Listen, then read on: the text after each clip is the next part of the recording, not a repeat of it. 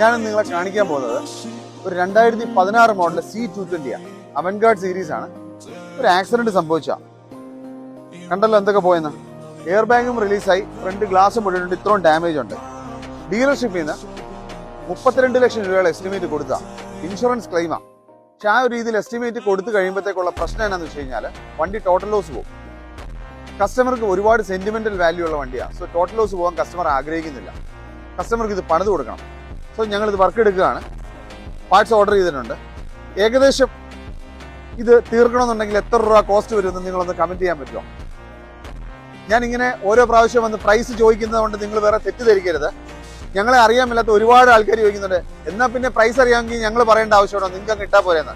എന്നാൽ അതിനല്ല ഞാനിങ്ങനെ ചോദിക്കുന്നത്. കാരണം എന്താണെന്ന് വെച്ച് കഴിഞ്ഞാൽ ഞാൻ ഓരോ പാർട്ടിനെയും പ്രൈസുകൾ പറയുമ്പോഴത്തേക്ക് ഒരുപാട്, ഇപ്പോൾ ഒരു എക്സാമ്പിൾ 2 ലക്ഷം രൂപ വിലയുള്ള പാർട്സുകൾ ആൾക്കാർ വന്നിട്ട് കമന്റ് ചെയ്യും, ഇതിന്റെ വില 10,000 രൂപയുള്ളൂ, 15,000 രൂപയുള്ളൂ, 20,000 രൂപയുള്ളൂ. അപ്പൊ എനിക്ക് മനസ്സിലായി ഇതിനെക്കുറിച്ചൊന്നും കുറെ ആൾക്കാർക്ക് ഇതിനെക്കുറിച്ച് യാതൊരു ഐഡിയ ഇല്ലെന്ന്.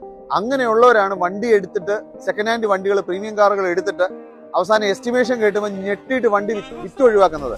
അങ്ങനെ സംഭവിക്കാതിരിക്കാൻ വേണ്ടിയാണ് നിങ്ങളെയും കൂടെ ഇൻവോൾവ് ചെയ്യിച്ചിട്ട് ഓരോ ഇങ്ങനെയുള്ള ചെറിയ കാര്യങ്ങളിൽ ഓരോ ചെറിയ ടാസ്ക് തന്ന് നിങ്ങളുടെ ഐഡിയാസ് ഞാൻ കൊണ്ടുവരുന്നത്.